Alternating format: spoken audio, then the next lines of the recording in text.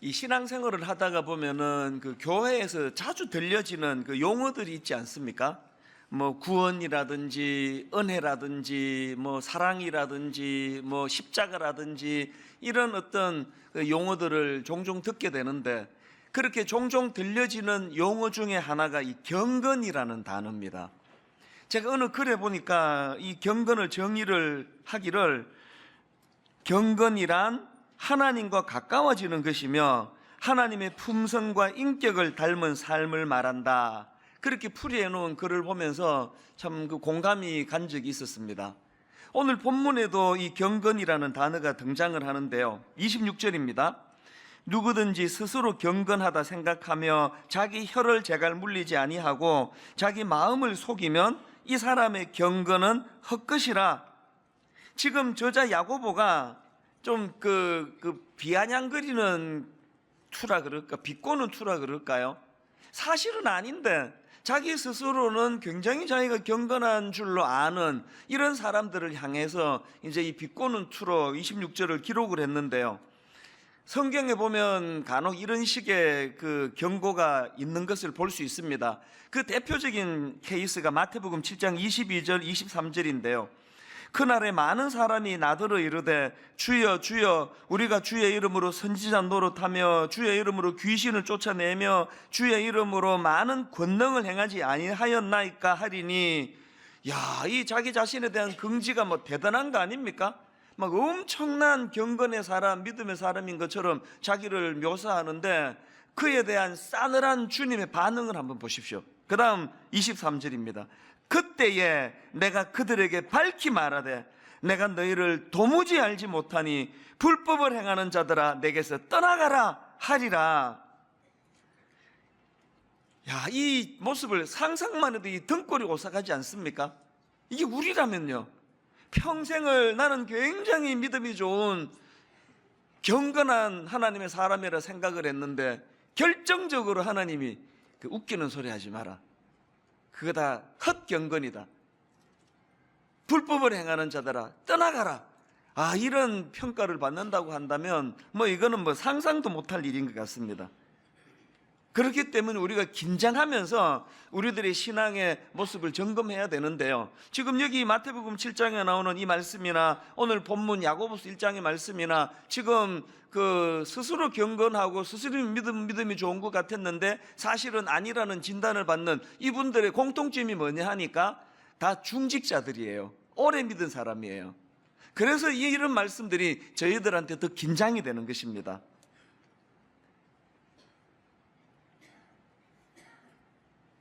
하나님 앞에서 우리 스스로가 내 믿음은 괜찮은 건지, 또 경건과 관련해서도 나는 정말 하나님 보시기에 경건한 사람인지, 이런 것들을 점검하는 시간을 종종 가져야 되는데요.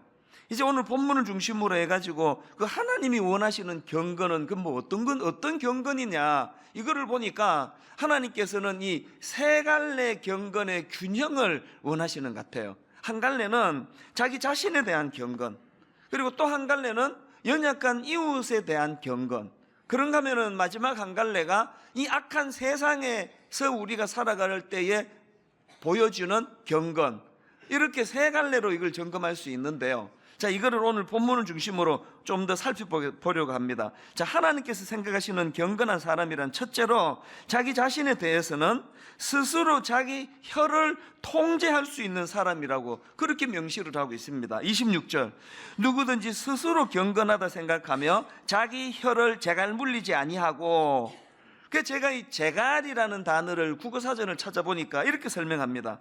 말을 부리기 위하여 아가리에 가로 물리는 가느다란 막대. 왜 말에게 제갈을 물립니까? 딱 이유는 하나예요. 주인이 원하는 대로 그 말을 잘 컨트롤시키기 위해서예요. 그런데 지금 경건한 사람이 어떤 사람이라는 걸 설명하면서 이 지금 제갈이라는, 혀를 제갈 물린다는 표현을 사용하는 게 뭘 강조하는 겁니까? 경건의 사람은 하나님의 통제권 아래 놓여 있는 사람이라는 걸 강조하기 위한 거 아닙니까? 누가 경건한 사람이라고요? 하나님에 의해서 통제를 받는 사람. 그러면 하나님에 의해서 통제를 받는 것이 중요한데 왜 그 대표적인 사례로 우리 이 언어, 말을 여기다 사례로 드러났을까?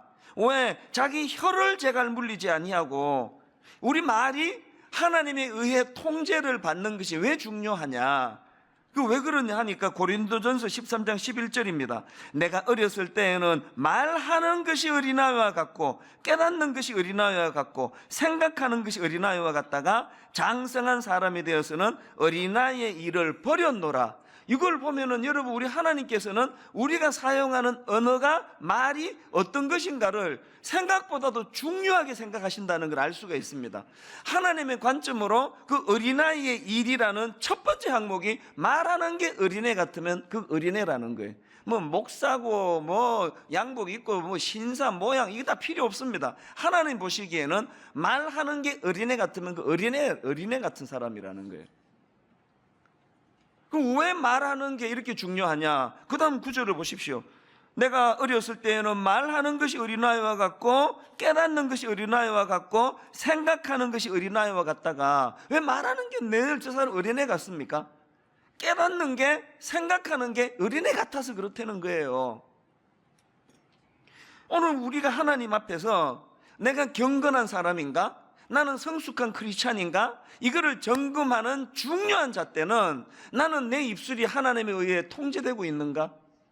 뭐 타이틀은 목사고 장로고 권사고 그런데 입술이 통제가 안 돼가지고 막 내키는 대로 막 그냥 짓거리듯이 저 사람이 이런 말을 할 때 어떤 기분인지 전혀 고려하지 않고 그래서 그냥 뭐 저 권사님만 만나고 나면은 몇 마디 나누고 나면은 막 맥이 탁 빠지고 기운이 없어지고 이런 분은요 어린애예요. 어린애. 그 경건한 사람 아닙니다.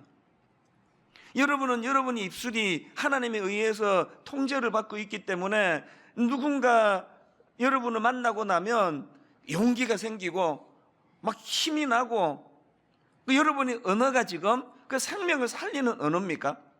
여러분의 언어가 누군가에게는 참 낙심한 사람에게 격려가 되고 용기를 주는 언어입니까? 이런 것들이 내가 경건한 사람인가 아닌가를 점검하는 잣대라는 것입니다. 그런가 하면 두 번째로 하나님께서 생각하시는 경건한 사람이란 이웃에 대해서는 연약한 이웃을 돌보는 긍휼한 마음이 있는 사람, 이런 사람이 경건한 사람이라는 겁니다. 27절을 보십시오. 하나님 아버지 앞에서 정결하고 더러움이 없는 경건은 곧 고아와 과부를 그 환난 중에 돌보고, 이 고아와 과부라는 이 성경에 나오는 이 표현은 그 연약한 사람들을 통칭하는 그 대표적인 표현으로 이런 표현을 쓰는 거예요. 이것 좀 의외 아닙니까? 우리가 생각하는 이 경건이라는 건 다 정적인 거예요. 그래서 묵상, 이 경건한 모습 아닙니까? 또 예배를 경건하게 드리십시오. 이건 핸드폰도 끄고 그 잡다한 생각으로도 벗어나서 정적으로 하나님께 집중하는 걸 예배를 경건하게 드린다 그러지 않습니까? 오죽하면은 그 묵상하는 걸 quiet time, 큐티한다. 그 quiet time, 조용한 시간이다 이렇게 표현하겠냐고요. 우리가 생각할 때 이 경건이라는 것은 다 이렇게 정적인 그 이미지로서 그렇게 각인이 되어 있는데 여기 보니까 하나님이 생각하시는 경건은 굉장히 액티브해요. 가난한 이웃을 돌아보고 그들에게 마음을 다해 섬기고 봉사하고. 그래서 제가 한번 이런 용어를 저 스스로 만들어 봤는데요. 경건이 두 종류라는 거예요. 하나는 정적인 경건이 있고 하나는 동적인 경건이 있다는 거예요. 근데 오늘 우리가 반성해야 되는 게 오늘 현대교회가 너무 정적인 경건만 지금 추구하고 그쪽으로 치우쳐 있는 것 아닌가, 이걸 좀 돌아보자는 이야기입니다. 자, 그러면 이런 질문이 가능하지 않습니까? 아니 그 고아를 돌보는 거는 구제지 그게 무슨 경건이냐? 왜 과부를 돌보는 걸 경건이라 그랬냐? 이런 질문을 하신다면 여기에 대한 답이 마태복음 25장에 예수님의 말씀 안에 담겨져 있습니다. 예수님이 마태복음 25장 35절 36절에서 비유를 들어주시는 말씀 한번 들어보십시오.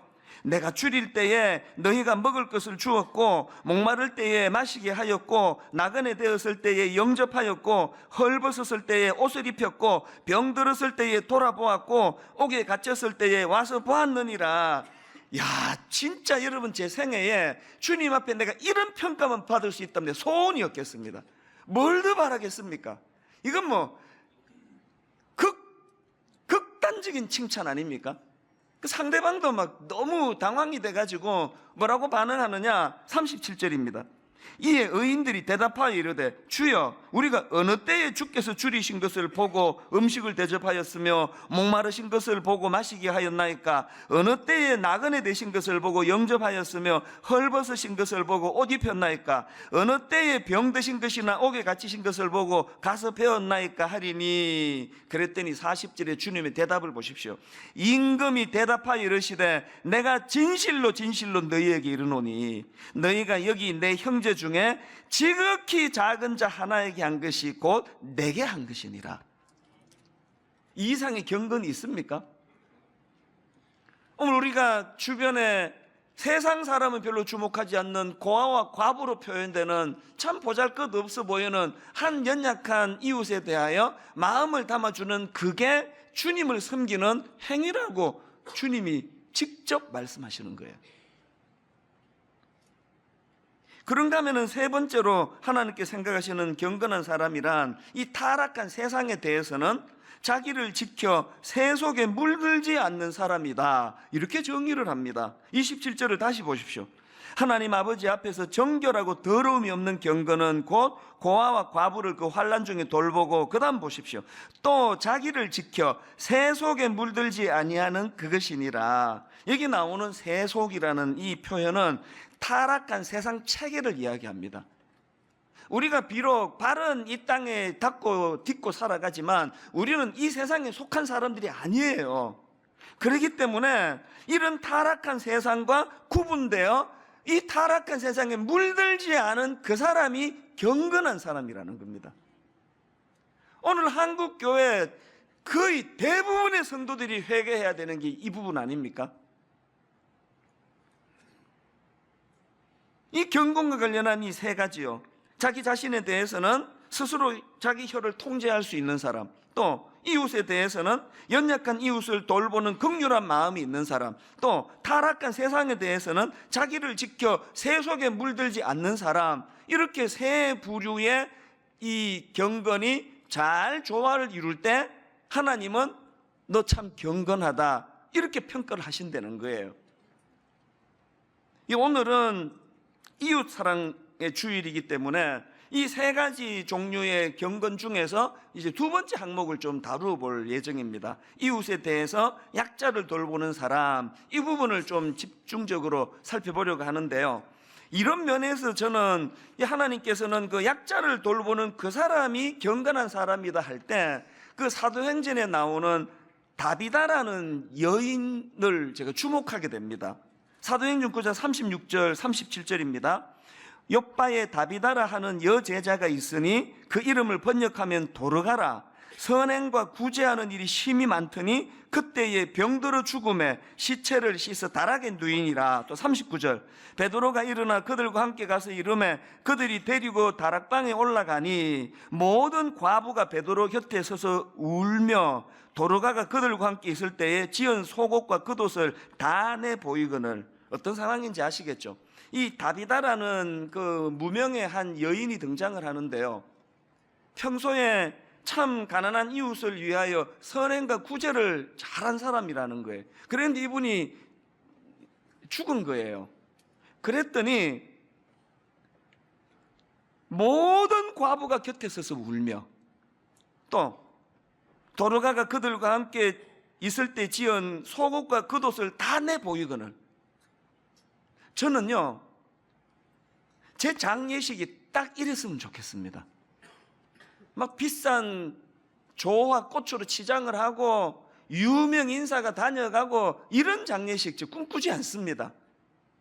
이 이름 없는 무명의 여인 다비다라는 이 여인이 생전에 그 가난한 과부들을 위하여 얼마나 그 사랑의 마음을 주었던지 그 과부들이 원근각지에서 모여가지고 너무너무 슬퍼하는 거예요. 그의 죽음을.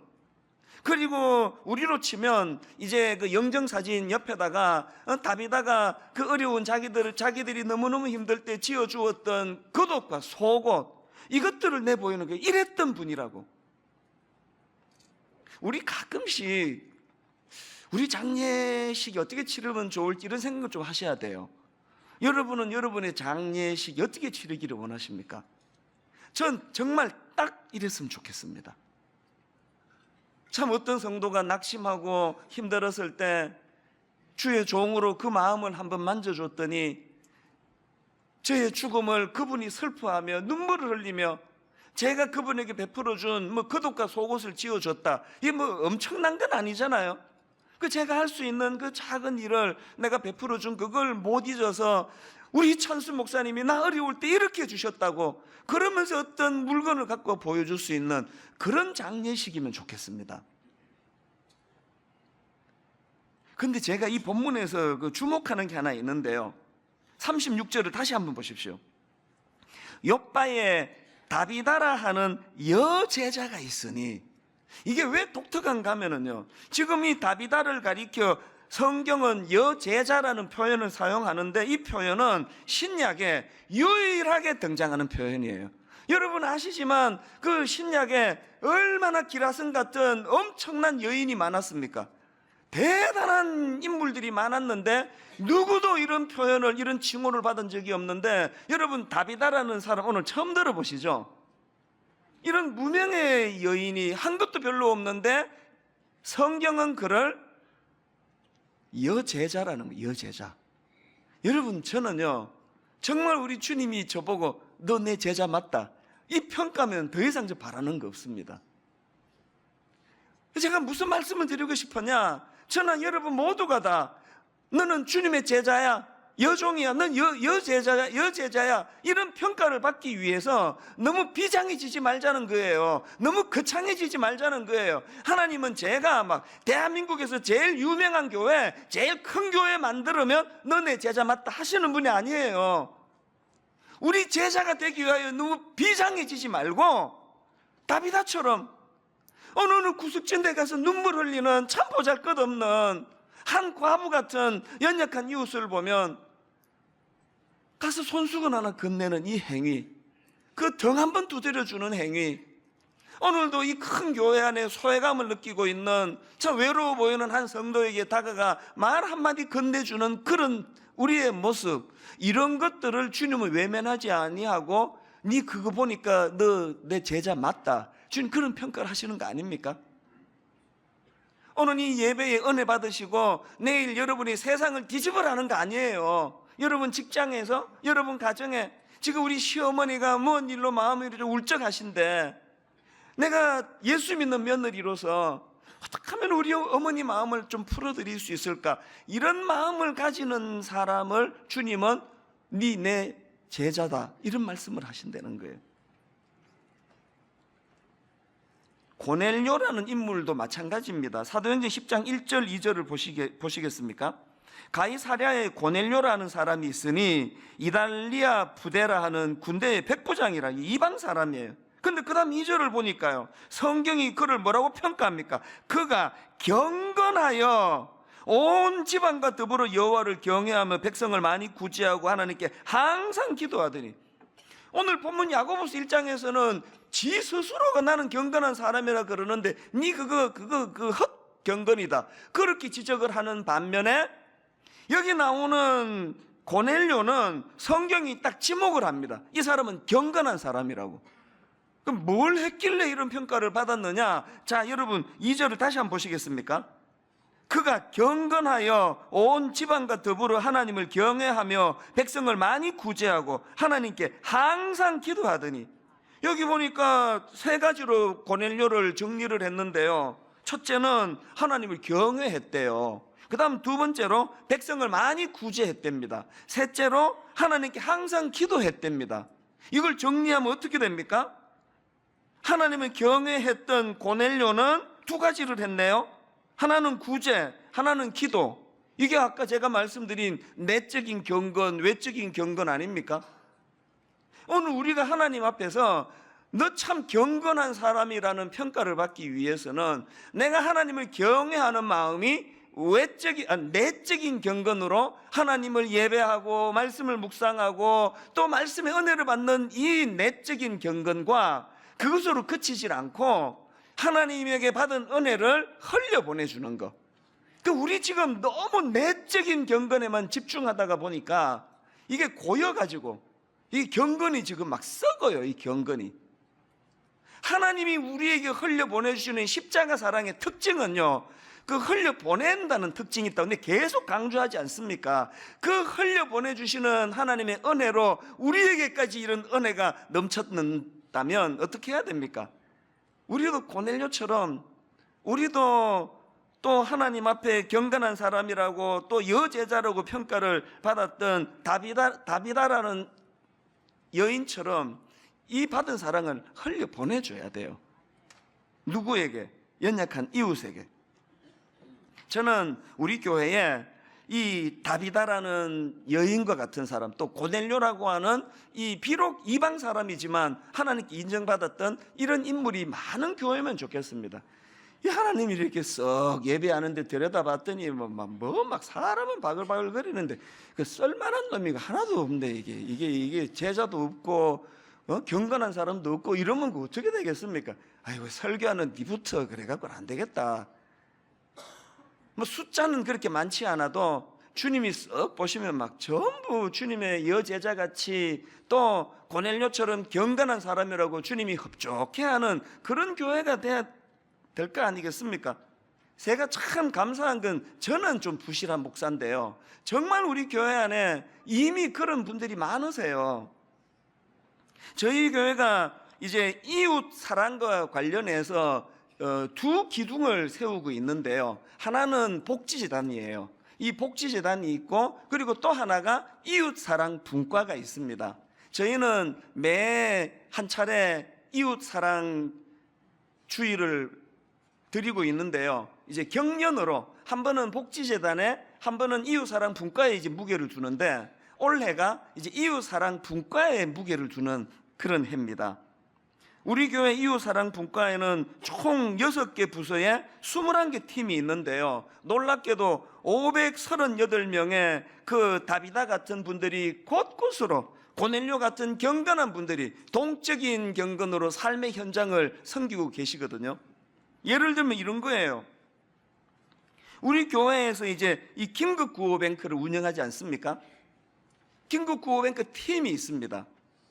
그래서 이제 여러분들이 그 시드머니로 헌금해 주신, 특별 새벽 부흥에 맞추고 헌금해 주신 3억 4천만 원이라는 이 시드머니를 가지고 긴급구호뱅크를 이제 시작을 했는데 놀랍게도 지금까지 12억 원이 들어왔습니다.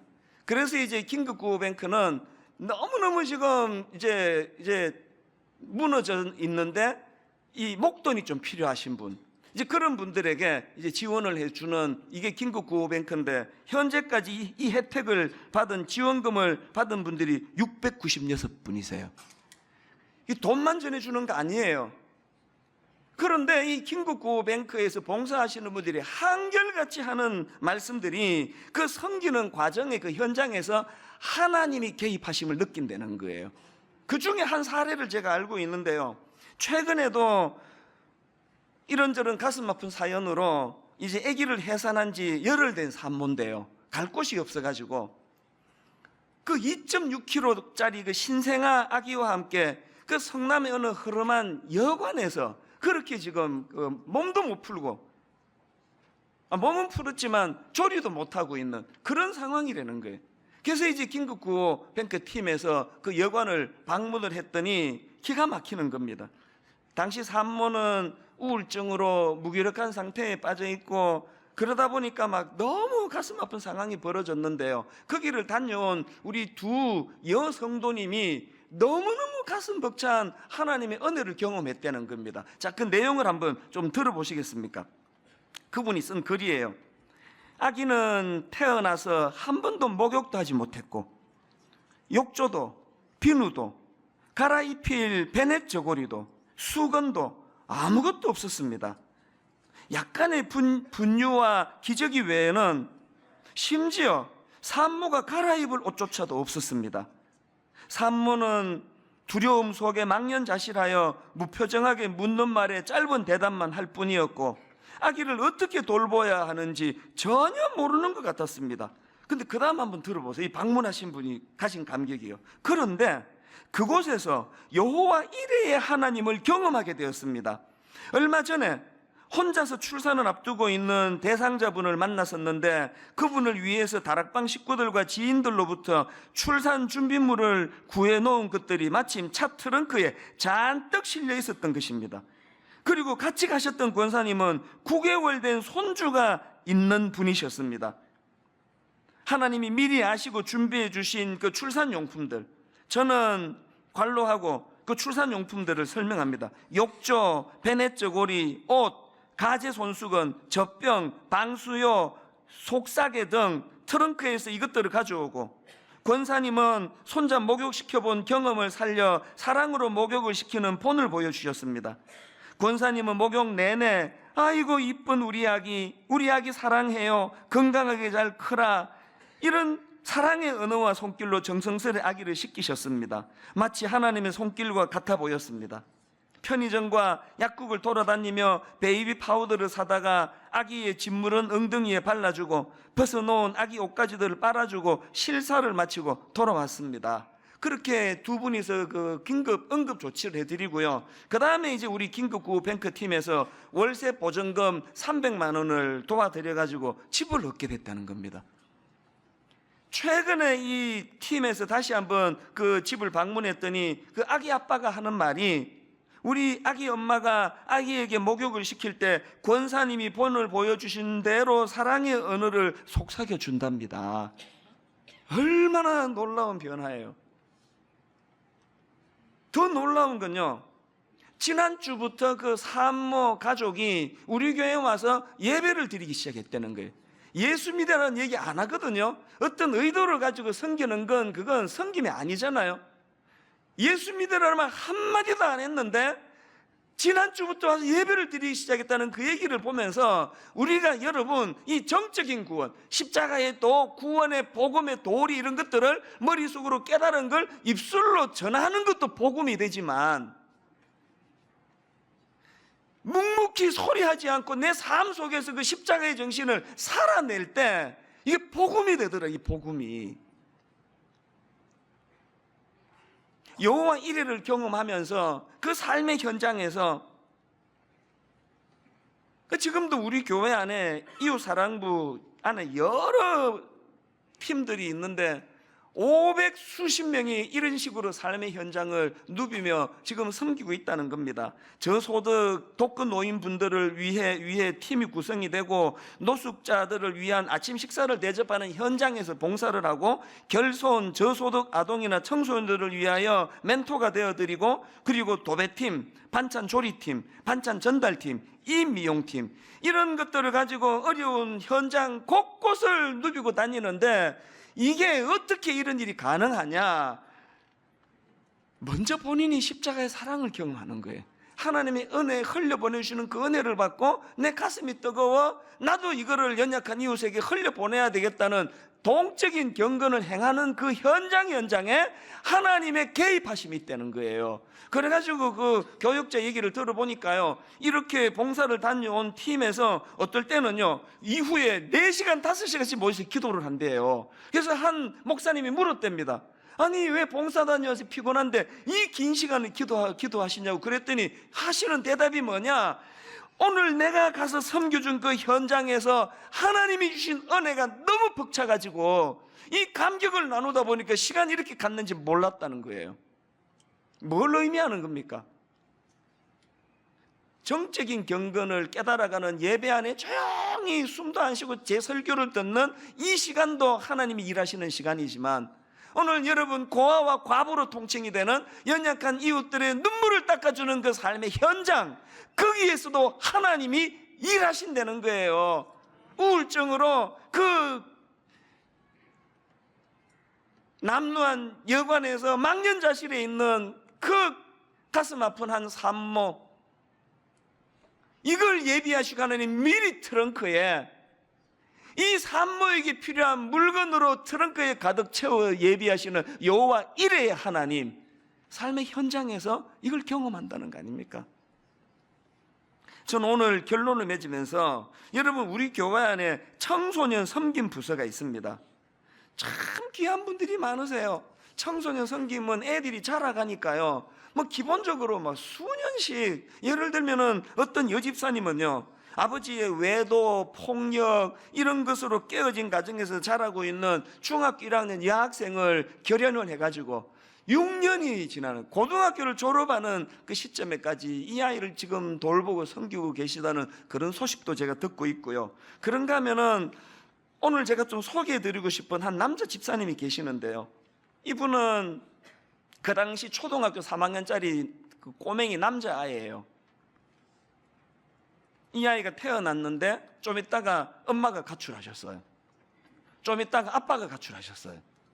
그래서 할머니 손에, 그 조손 할머니 손에서 그렇게 자라던 초등학교 3학년 아이를 그때 결연을 해가지고 놀랍게 10년의 세월 동안 고등학교를 졸업한 지금까지 삼촌이 되어주고 멘토가 되어주는데요, 그분이 쓰신 간증의 글을 제가 지난주에 읽어보았습니다. 민욱이와의 만남은, 제가 가명을 썼습니다. 민욱이와의 만남은 특별하거나 거창한 일이 아니었습니다. KFC 치킨을 함께 먹고 이런저런 이야기 들어주기도 하고 때로는 무심한 듯 모른 척 해줄 때도 있었으며, 또 민욱이가 꿈을 이야기할 때 그것을 뜨겁게 응원하는 것이 전부였습니다. 민욱이는 고등학생이 되면서 진로에 대한 고민이 깊어졌습니다. 이때를 위해 내가 민욱이 옆에 있었구나라고 느끼게 되었습니다. 우리는 종종 만날 때 직업과 미래에 대한 다양한 이야기를 나누었습니다. 그 과정에서 최선의 진로를 찾게 되었고, 민욱이는 현재 기술 전문 분야 학교에 진학하여 꿈을 향해 열심히 공부하고 있습니다. 10년의 세월을 한 아이를 이렇게 섬겼던 분이에요. 그 다음 얘기를 들어보세요. 한 번은 할머니가 눈물을 흘리시며 이런 부탁을 하셨습니다. 삼촌, 우리 민욱이 앞으로도 잘 부탁드려요. 내가 죽으면 저 어린 것 혼자 남는데 걱정입니다. 기독교로 종교를 바꿔도 좋으니 데리고 다녀주세요. 제 바람은 민욱이가 건강하고 좋은 청년으로 잘 성장해서 행복한 가정을 이루고 사는 것입니다.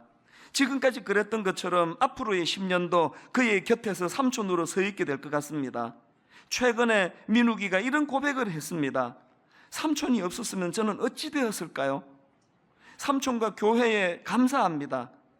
저도 어른이 되면 어려운 친구들을 도우며 살래요. 첫 만남이 있었던 초등학교 3학년 때부터 고등학교 졸업 때까지 긴 여정의 사역이었습니다. 오늘 이웃 사랑의 주일을 맞이해서 이웃 사랑 분과에서 영상을 하나 만들었는데요, 이분의 스토리를 포함한 참 감동적인 영상인데, 저는 거기서 여러분이 십자가 사랑을 발견하기를 바랍니다. 동적인 사랑의 현장에 주신 하나님 은혜를 깨닫게 되기를 바라면서 우리 준비한 영상을 같이 보시도록 하겠습니다. 안녕하세요. 저는 1998년 여름에 태어났습니다. 조금 특별한 가정에서 자란 저를 사람들은 조손 가정이라고 부르더라고요. 제가 크는 동안 할머니는 여기저기 아픈 곳이 많아졌고, 저는 스스로 해야 할 일들이 생겨났습니다. 잘 모르겠는 것들이 많아서 모든 것이 조금 서툴고 또 어려웠답니다.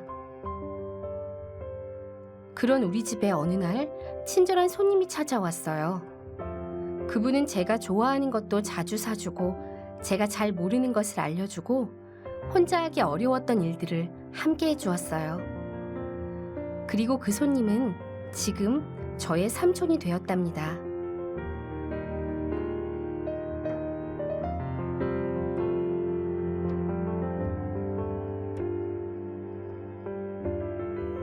(2007년부터니까) 10년 정도 됐습니다. 저희 청소년 섬김부는 우리 대상자를 만날 때부터 고등학교 졸업할 때까지 섬겨야 하는 장기적인 봉사인데요. 긴 시간이다 보니까 중간에 슬럼프도 생기고 또 어려운 점도 발생되는데요. 이웃사랑 국가의 좋은 프로그램과 동역하시는 봉사자들의 그런 권면으로 잘 극복해낼 수 있었던 것 같습니다.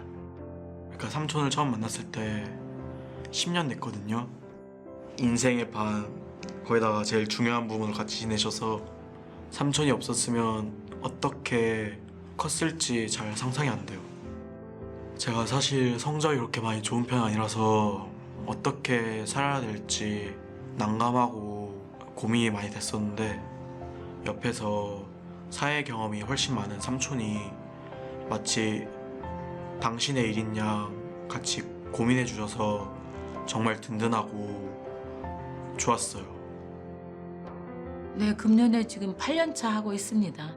그 이웃사랑 분과 안에 있는 호스피스 팀에서 지금까지 일하고 있습니다. 저는 이제 그게 있어요. 봉사하면서 저는 제게 부어지는 은혜가 더 큽니다. 제가 봉사를 하지 않고 있다면 그런 기쁨도 없었을 뿐만 아니라 영적 성장도 아마 멈춰 있으리라고 생각이 돼요. 내가 주님 오라 하시는 그 순간까지 침상에 있어서 누가 방문 오면 복음 전하면 되는 거예요. 우리 시어머님이 그렇게 하시더라고요. 돌아가시 직전까지 오는 사람들에게 복음 전하고 간증하시고 그 본을 어머님이 보여주셨어요. 그래서 저는 마땅히 또 그런 삶을 살아야 된다고 생각합니다. 네. 제가 어렸을 때 작은 교회를 다녔었는데요. 그 교회에서 저에게 주신 사랑과 은혜가 너무 커서 어른이 되면은 어려운 이웃과 특히 이제 어려운 청소년들을 도와야겠다는 그런 마음입이 늘 있었습니다. 그런 부분들이 저를 지치지 않고 이렇게 봉사할 수 있게 되는 그런 원동력이 되었던 것 같습니다. 저도 커서 삼촌처럼 사회에 당당한 일원이 돼서 저처럼 가정 환경이 불우했던 어린이들에게 많은 도움이 되고 싶어요. 진짜로. 저는요, 하나님께서 힘 주실 때까지 봉사할 겁니다.